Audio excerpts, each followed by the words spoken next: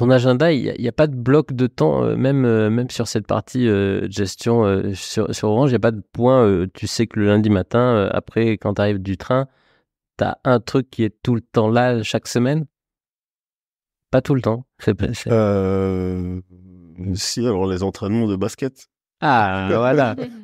Ça, il faut pas y toucher. Ça, faut pas y toucher. À mon avis, ça doit être un de tes outils pour justement gérer cette soupape de sécurité, parce que si tu mets tout dans ta tête et que tu fais pas de Ouais. récré, de pause où tu lâches, Non, mais c'est sûr. c'est comme ça qu'on explose en plein vol. Mais alors, du coup, c'est exactement ça. Hein. C'est que moi, ça me permet effectivement de décompresser, de souffler, même quand je suis en train de coacher, de m'évader complètement. Et des fois, je peux retourner travailler, en fait.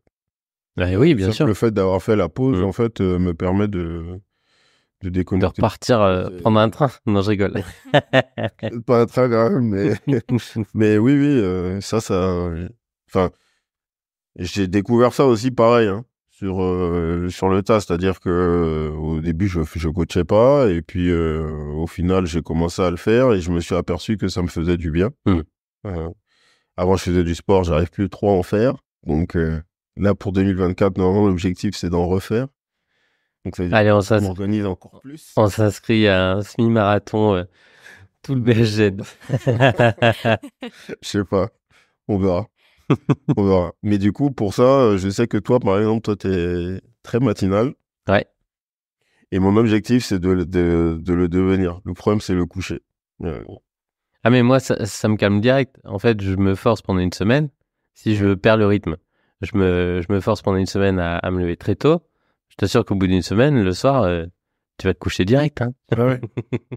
Ouais, genre, il faudrait que j'essaie. J'ai déjà essayé. Hein. J'ai déjà essayé les routines matinales, justement pour pouvoir faire d'autres choses ou quoi. Mais bon, faut que j'arrive à l'intégrer. Ça. C'est mon objectif.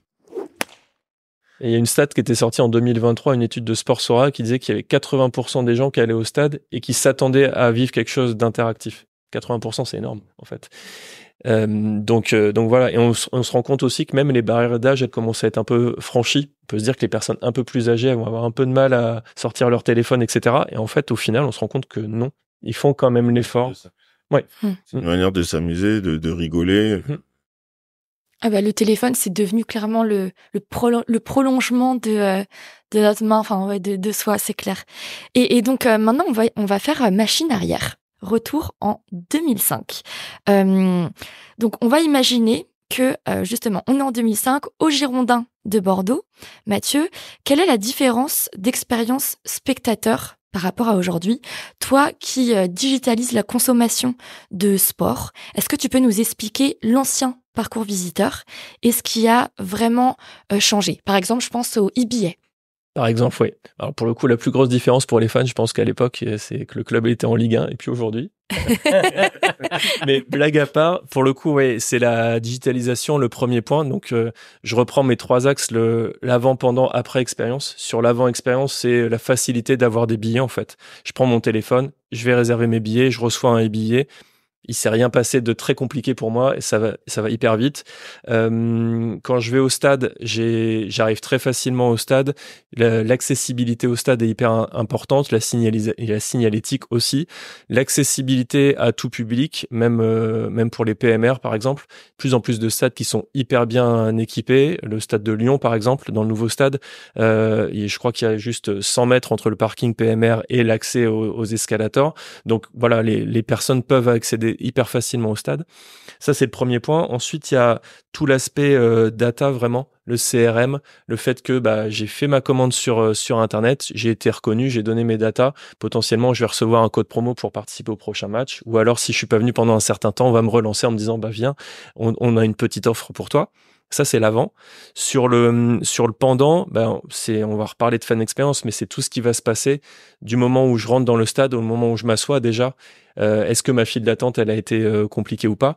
À l'époque, ça pouvait être un peu monotone, on va dire, il se passait rien. Maintenant, on rentre, il y a forcément des écrans qui vont être dans les coursives. Il y a forcément des petites animations. Je vais avoir accès à la buvette, la restauration. Ça existait déjà à l'époque, mais aujourd'hui, c'est fluidifié. Potentiellement, je peux commander en cashless, exactement. Potentiellement, pendant le match, je peux faire de la commande à la place aussi. Et du coup, être pas bouger de mon siège et être directement livré. Ou alors juste faire la commande et avoir un retrait rapide. Du coup, je fais pas la queue. C'est hyper important aussi parce que ça évite que je perde du temps en fait, parce que moi je suis venu voir un match, je suis pas venu faire la queue pour avoir à manger.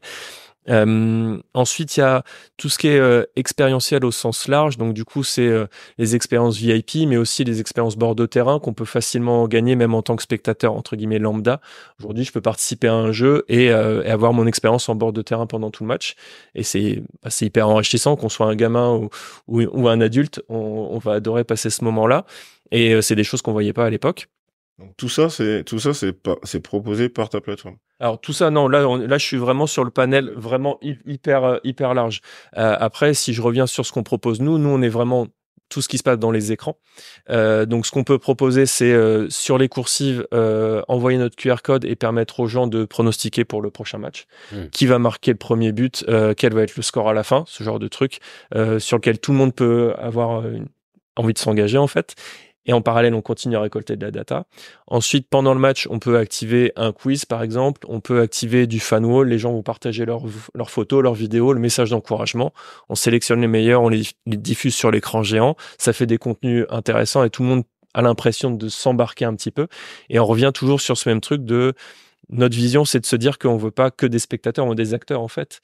Et du coup, si je suis acteur, plus de chances que je reparte avec des bons souvenirs de mon expérience que si je suis juste spectateur. Et en plus de ça, ça enlève un peu de pression sur le sportif. Potentiellement, le match, à la fin, mon équipe va pas le gagner. Mais à la fin, si je me suis amusé, je pars avec un bon retour, quoi.